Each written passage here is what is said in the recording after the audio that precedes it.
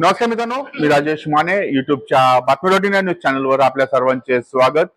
मित्रांनो, पुणे महानगरपालिका निवडणुकी संदर्भातल्या आपण वेगवेगळ्या पदाधिकाऱ्यांची किंवा इच्छुक उमेदवारांच्या मुलाखती आता आपल्या चॅनलच्या माध्यमातून देत आहोत. आज पुणे शहराच्या जे शहर आहे याच्या अनुषंगाने आपण आरपीआयचे पश्चिम महाराष्ट्रातले नेते परशुराम वाडेकर यांच्याशी चर्चा करणार आहोत. आतापर्यंतचा त्यांचा अनुभव जो निवडणुकीतला आहे हा साधारणतः एक पदाधिकारी म्हणून 31 वर्षाचा अनुभव आहे. त्याच्या आधी ते कार्यकर्ता म्हणून काम करत होते. कसा होता अनुभव, काय परिस्थिती होती आणि आता काय परिस्थिती आणि त्यांच्या पुढच्या निवडणुकीतल्या काय रणनीती आहेत, काय अपेक्षा आहेत, महायुतीमधनं काय त्यांचा योगदान असणार आहे, या संदर्भात चर्चा करण्यासाठी आज आपल्याकडे पश्चिम महाराष्ट्रातील आरपीआयचे नेते परशुराम वाडेकर आहेत. वाडेकरजी नमस्कार. नमस्ते. नमस्ते. आरपीआय हा एक स्ट्रॉंग पक्ष आहे आणि ज्या म्हणजे आठवले साहेब जसं म्हणतात, आम्ही ज्यांच्या बरोबर आहोत ते सत्यमध्ये येतात, ते आठवले साहेब नेहमीच म्हणतात. तुम्ही जेव्हापासून हा पक्ष जॉईन केलेला आहे आणि सुरुवातीच्या काळात तुम्ही काँग्रेस आणि राष्ट्रवादी यांच्या बरोबर होतात, कसा होता तिथला अनुभव आणि काय तुम्हाला त्यावेळेसची परिस्थिती सांगू शकाल? नमस्कार, जय भीम, जय शिवराय, जय महाराष्ट्र. या ठिकाणी आदरणीय राजेश माने बातमी.inच्या मार्फत या ठिकाणी आज माझ्या मुलाखतीला आलेले आहेत. मी त्यांचं मनापासून स्वागत करतो. आणि रिपब्लिकन पक्षाचे नेते आदरणीय नामदार रामदासजी आठवले साहेब हे जेव्हा राजकीय जीवनामध्ये भारतीय दलित पॅंथर ही सामाजिक संघटना ती बरखास्त झाली, तेव्हा आम्ही एक राजकीय पक्ष रिपब्लिकन पक्ष आठवले साहेबांनी स्थापन केला. त्यानंतरच्या ज्या राजकीय ह्याच्यामध्ये आम्ही काँग्रेसमध्ये होतो. नंतरच्या राष्ट्रवादी आणि काँग्रेसच्या विभाजनामध्ये आदरणीय शरद पवार साहेबांबरोबर या ठिकाणी आमच्या पक्षाने युती केली आणि सलग रिपब्लिकन पक्षाचे 4 खासदार त्या काळामध्ये काँग्रेसच्या राजवटीमध्ये असताना निवडून आले. उगवता सूर्य हे चिन्ह होतं. आणि नंतरच्या काळामध्ये आठवले साहेब देखील मुंबईमधून निवडून आले. नंतर ते पंढरपूरमधून निवडून आले. पंढरपूरमधून 2 वेळा निवडून आले ते, नाही का. आणि अशा पद्धतीने एक राजकीय सत्ता रिपब्लिकन पक्षाला मिळत होती. परंतु यामध्ये केंद्रीय मंत्री रामदासजी आठवले साहेब यांना केंद्रामध्ये मंत्री करावं यासाठी ते सातत्याने प्रयत्न होते, पण ते काही झालं नाही. पण महायुतीमध्ये जेव्हा आम्ही आलो, नाही का, यामध्ये आदरणीय बाळासाहेब ठाकरे आणि गोपीनाथ मुंडे साहेबांनी आणि त्यावेळेस मुंडे साहेबांनी आग्रह केला की महायुतीमध्ये आलं पाहिजे. आणि बाळासाहेब ठाकरेंनी देखील आग्रह केला की नाही बाबा, आपली रिपब्लिकन पक्ष आंबेडकरी चळवळीच्या मार्फत आमच्याकडे यावी. आणि म्हणून एक महायुती झाली. त्याला ATM देखील असं म्हणलं गेलं. आठवले, मुंडे आणि बाळासाहेब ठाकरे असं ते ATM झालं. आणि जेव्हा ती महायुती झाली तेव्हा महाराष्ट्रामध्ये एक वेगळं वातावरण निर्माण झालं. एक आंबेडकरी चळवळ आणि राजकीय चळवळ ही कधी भाजप किंवा शिवसेनेवर अलायन्स करेल असं कधी कोणाला वाटलं नाही. पहिल्यांदाच आठवले साहेबांनी अशा पद्धतीची भूमिका घेतली आणि देशातील आणि महाराष्ट्रातील राजकीय समीकरणं बदलायला सुरुवात झाली. आणि जेव्हा महायुती म्हणून आम्ही गेले आता 15 वर्ष झालं आम्ही आज महायुतीबरोबर आहोत, भाजप बरोबर आहे. आणि यांच्याबरोबर असताना आम्ही पूर्वी काँग्रेस राष्ट्रवादीबरोबर होतो. त्यावेळेस आमचे 7 नगरसेवक आम्ही निवडून आणले होते. आणि त्यावेळेस प्रभाग पद्धत नव्हती, वार्ड पद्धत होती. आणि त्यामध्ये उगवता सूर्य चिन्हावरच आम्ही सगळे निवडून आलो. परंतु त्यावेळेस पुणे महापालिकेमध्ये आम्हाला अशी कुठेही महत्त्वाची पदं काही दिली गेलेली नाही, नाही का. आणि आम्ही ती मागणी केली होती, पण तशी त्यांनी दिली नाही. फक्त आम्ही निवडून आलो. आता 2017ची ज्यावेळेस निवडणूक झाली, 2017 मध्ये तुम्ही महायुती म्हणून महापालिकेमध्ये लढलेले होतात. त्यावेळेस पुण्यामधले किती जागा तुमच्या म्हणजे आरपीआयच्या मिळाल्या होत्या आणि त्यावेळेस तुम्हाला किती यश मिळालं होतं? त्या निवडणुकीचा काय अनुभव सांगू शकाल का 2017च्या? यामध्ये गेल्या महायुतीच्या भाजपबरोबर अलायन्स पुण्यामध्ये झाल्यानंतर आदरणीय गिरीश बापट पालकमंत्री आणि पुणे महापालिकेच्या निवडणुकीची त्यांच्याकडे जबाबदारी होती. त्यांनी अलायन्समध्येच पहिल्याच ह्याच्यामध्ये आम्हाला 12 जागा दिल्या आणि त्यामध्ये आमच्या 2 फॉर्म पास झाले आणि आम्ही 10 जागांच्या निवडणुका लढवल्या. 10मध्ये आम्ही 5 जागी आम्ही निवडून आलो आणि 5 जागी निवडून आल्यानंतर पहिल्याच महापालिकेमध्ये खरं म्हणजे भाजपकडं बहुमत आलं होतं पुणे महापालिकेचं. पण गिरीश बापट साहेबांनी एक पुण्यामध्ये एक राजकीय ह्याच्यामध्ये आंबेडकरी चळवळीला काहीतरी पद दिलं पाहिजे आणि या भारतामध्ये ते एक परिवर्तन किंवा आम्ही काहीतरी त्यांना दिलं आहे असं एक त्यांनाही वाटत होतं. आणि त्यांनी पहिल्याच वर्षी आदरणीय नवनाथ कांबळे यांना उपमहापौर पदाची संधी दिली आणि मग सलग आम्हाला 5 वर्षामध्ये 4 वर्ष उपमहापौरपद हे आमच्याकडंच राहिलं. रिपब्लिकन पक्षाला सलग 4 वर्ष त्यामध्ये नवनाथ कांबळे, त्यानंतर आदरणीय नवनाथ कांबळे यांचं दुःखद निधन झाल्यानंतर लगेच डॉक्टर सिद्धार्थ धेंडे, त्याच्यानंतर माझी पत्नी सुनीता परशुराम वाडेकर आणि 5 वर्षामधले ही 4 वर्ष आम्हाला महापालिकेमध्ये उपमहापौर पद दिले. एवढी मोठी सत्ता कधी काँग्रेसनी किंवा कधी आम्हाला दिली नाही, नाही का. आणि पुण्यामध्ये तर असं कधी झालं नाही, पहिल्यांदाच अशा पद्धती झाल्यावर पुणे शहरातील परिवर्तनवादी आंबेडकरी चळवळीमध्ये एक आत्मविश्वास निर्माण झाला की नाही, भाजपसारखा पक्ष हा दलित, शोषित, आदिवासी, भटके भक्तांच्या बाजूने उभा राहतो असं चित्र निर्माण झालं.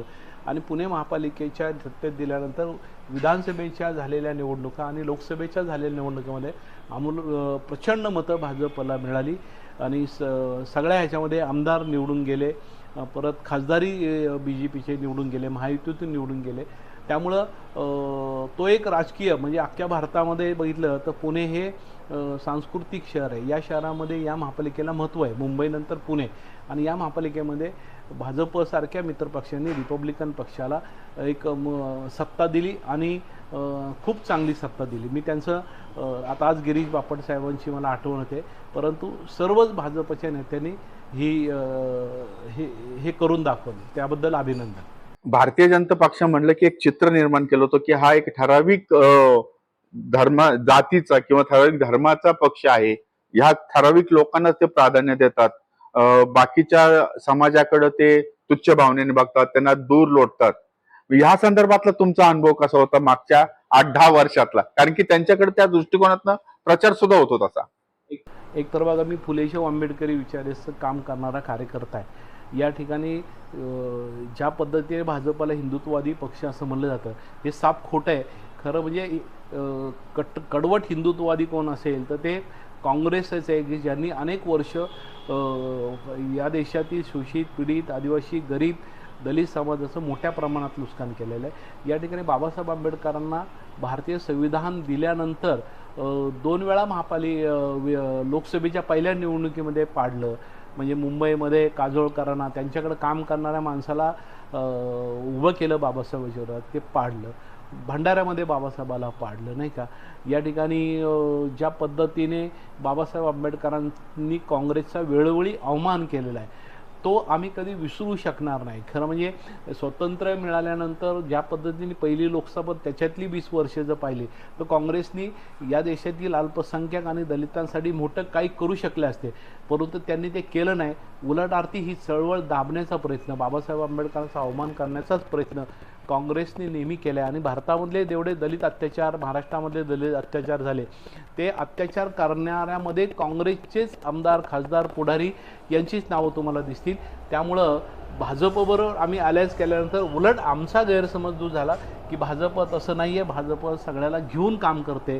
त्यांच्याबद्दल जो समजा काँग्रेसवाले हिंदुत्ववादी सगळे सर्व पक्षात हिंदुत्ववादी आहे, त्यामुळं भाजपला बोलून फायदा नाही आहे. भाजप बरोबर काम करताना एक सामाजिक बांधिलकीतून काम करणारे भाजपतील सर्व नेते आहेत असं आम्हाला मोठा अनुभव आलेला.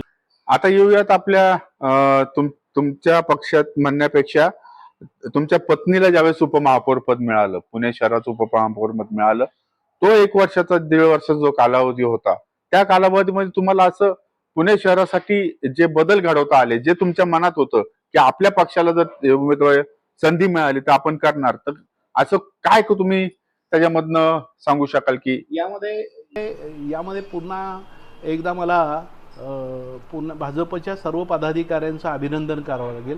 त्याचं कारण असं आहे की जेव्हा आम्ही निवडून आलो तेव्हा आम्ही काही स्वप्न बघून आलो होतो की बाबा काहीतरी होईल. आणि जेव्हा सुनीता परशुराम वाडेकर या उपमहापौर झाल्यानंतर जी महापालिकेची नवीन इमारत झाली त्या इमारतीच्या ह्याच्यामध्ये बाबासाहेबांचा पुतळा बसवावा अशा पद्धतीची मागणी आम्ही गिरीश बापट साहेबांकडे केली. आणि मलाही वाटलं होतं की माझी पत्नी उपमहापौर झाल्या पण काहीतरी वेगळं काम करावं. आणि त्या क्षणी बापट साहेबांनी हा विषय मान्य केला आणि ताबडतोब त्याला परवानगी दिली. आणि पुणे महापालिकेमध्ये माझ्या आयुष्यामध्ये जर सगळ्यात मोठा क्षण असेल, मी ज्या काँग्रेस पक्ष आणि त्यावेळेच्या लोकांनी बाबासाहेबांचा सन्मान पुणे महापालिकेमध्ये केला नाही, परंतु आज आम्ही भाजपबरोबर असताना ताबडतोब बाबासाहेब आंबेडकरांचा पुतळा त्याच महापालिकेच्या प्रवेशद्वारावर या ठिकाणी उभा राहिला. त्याबद्दल मी मनापासून BJPच्या सर्व पदाधिकाऱ्यांचं अभिनंदन करेल. आणि त्यामध्ये अमित शहा आणि आदरणीय मोदी साहेब देखील त्या पुतळ्याच्या अनावरणाला उपस्थित होते. म्हणजे महात्मा फुले ज्या महापालिकेमध्ये होते त्याच महापालिकेत बाबासाहेबांचा सन्मान होणं अपेक्षित होतं, ते झालं नव्हतं. परंतु आज आम्ही बाबासाहेबांचा पुतळा बसवला. त्यामध्ये बाबासाहेब आंबेडकरांचं भारतीय संविधानाची प्रियांबल दुसऱ्या गेटला बघितलं तर प्रियांबल आहे आणि या बाजूला घेतलं तर आता बाबासाहेबांचा पुतळा. हे मोठं काम आदरणीय त्यावेळेस मुरली अण्णा मोहोळ असतील, BJPची सगळी टीम असेल, यांनी आम्हाला एक मोठा पाठिंबा दिला आणि तो पुतळा आज इतिहासामध्ये नोंद होईल. आणि पुण्यातल्या आंबेडकरी जनतेला मोठा आनंद आहे की आज महापालिकेच्या प्रवेशद्वारावर बाबासाहेबांचा पुतळा बसला. आता येऊयात आपण आता होऊ घातलेल्या निवडणुकांकडे. 2025 आता संपत आलं, म्हणजे जानेवारीच्या आसपास 2026ला महापालिकेच्या निवडणुका आता होऊ घातलेल्या आहेत, त्याचे रणशिंग फुकले गेलेले आहेत. आता तुमची महायुती म्हणून भाजपकडं काय मागणी असणार आहे आणि तुम्ही त्या संदर्भात काही चर्चा झालेली आहे का? या अगोदर एक सांगतो की आम्ही 5 नगरसेवक निवडून आलो. 5 नगरसेवकांना बजेट मात्र भाजपने मोठं दिलं. म्हणजे बजेट दिलं, सत्ता दिली, उपमहापौर दिलं, स्टँडिंग कमिटी दिली, प्रभागाचे अध्यक्षपद दिले, वार्डातलं बजेट. माझ्या वार्डामध्ये विपश्यना विहार सगळ्यात मोठं 10-15 कोटी रुपये खर्च करून आंबेडकर अभ्यासिका आणि विपश्यना सेंटर अशी मोठी मोठी कामं आमच्या 5 नगरसेवकाच्या झाली. त्यामुळं नक्की यामध्ये आता मालधक्का चौकातलं आंबेडकर भवन आहे त्याचं स्मारक करण्यासाठी देखील भाजपने शब्द दिलेला आहे आणि तिथं स्मारक होणार हे देखील आदरणीय खासदार मुरली मोहोळ यांनी सांगितलेलं आहे. आणि आम्ही देखील त्याचा पाठपुरावा करतो आहे. 100% ते BJPच्या काळातच होऊ शकतं, काँग्रेसवाले काही करू शकत नाही आहे असा आमचा विश्वास आहे. आणि आज आम्ही भाजपकडं 20 जागेची यादी आदरणीय चंद्रकांतदादा पाटील यांच्याकडं आम्ही सुपूर्द केलेली आहे. त्यामधील किमान आम्हाला 15 जागा मिळतील. गेल्या वेळेस 12 दिली, त्यावेळेस 15 जागा आम्हाला मिळाव्यात अशा पद्धतीची अपेक्षा आहे. लवकरच या संदर्भातली बोलणी आदरणीय या भागातील निवडणुकीचे प्रमुख नामदार मुरली अण्णा मोहोळ यांच्याशी आणि चंद्रकांत दादाशी, बाकी सगळ्याचीच माधुरीताई असतील, सगळे असतील. तर आपल्या चॅनलच्या मार्फत एवढं सांगेल की सगळ्या मतदारसंघातून आम्हाला जागा द्याव्यात अशी देखील आमची मनापासूनची पक्षाच्या वतीने मागणी आहे. बघू आता अजून आमची बैठक त्यांच्यासोबत झाली नाही, होईल आणि पॉझिटिव्ह होईल असं वाटतं. आपल्या चॅनलच्या माध्यमातून जे प्रेक्षक बघत आहेत, आपलं मुलाखत जी बघतायत, त्या प्रेक्षकांना सुद्धा तुम्ही काय सांगू शकाल? काय सांगण्याची इच्छा आहे का? यामध्ये एवढंच सांगेल की यावेळी गेल्या वेळेस जसं भाजप रिपाईची सत्ता पुणे महापालिकेला होती, यावेळेस पुणे महापालिकेवर भाजपने रिपाईचा निळा झेंडा फडकावल्याशिवाय राहणार नाही आहे. आणि यामध्ये भाजपने रिपब्लिकन पक्षाने कोविडच्या काळामध्ये नजीकच्या काळामध्ये मेट्रोपासून तर सगळ्या सुविधा ज्या पुणे महापालिकेमध्ये केल्यात, पाण्याचा प्रश्न सुटला आहे. बरेचसे नाही ऐतिहासिक निर्णय या मागच्या 5 वार्षिक निवडणुकीमध्ये घेतलेले झालेले आहेत. आणि नक्की पुणेकर हे पुन्हा एकदा यावेळेस भाजपचा महापौर बसवतील. कदाचित पुन्हा रिपब्लिकन पक्षाचा उपमहापौर बसेल. SC प्रभाग झाला, SCचा हे झालं तर आठवले साहेबांनी मागणी केली की महापौर आम्हाला द्या, तसंही होण्याची शक्यता आहे. पण यावेळेस पुणेकर हे नक्की BJP, रिपाई आणि त्यांच्या मित्रपक्षाला निवडून देतील असा मला पूर्ण विश्वास आहे. आणि गेल्या 5-6 वर्षामध्ये केलेलं काम आहे, त्यामुळं नागरिकांमध्ये एक चांगलं वातावरण आहे, चांगलं मत आहे. इतर पक्षामध्ये बघितलं तर खूप बंडाळी आहे, एकमेकाची विरोध आहेत, एकमेकाशी क्रॉसिंग आहे, खूप आहे. परंतु या पॅनल पद्धतीमध्ये पुणे महापालिकेमध्ये भाजप आणि रिपाई आणि मित्रपक्षाच्याच लोकांना निवडून येतील, त्यांना मदत करावी, त्यांना सपोर्ट करावा, असंच पुणेकर जनतेला मी आवाहन करतो. मित्रांनो, हे होते परशुराम वाडेकर, पश्चिम महाराष्ट्रातील एक मोठे नेते RPIचे. त्यांच्याशी आपण चर्चा केली. पुणे शहराच्या पार्श्वभूमीवर आपण त्यांच्याशी चर्चा केली आणि त्यांच्याकडनं जाणून घेतलं की त्यांच्या आता भविष्यातल्या काय योजना आहेत किंवा निवडणुकीला कशा पद्धतीने सामोरे जाणार आहे. वाडेकर साहेब, धन्यवाद. आमच्या चॅनलला तुम्ही मुलाखत दिली. धन्यवाद. धन्यवाद. जय भीम, जय शिवराय, जय महाराष्ट्र, जय संविधान.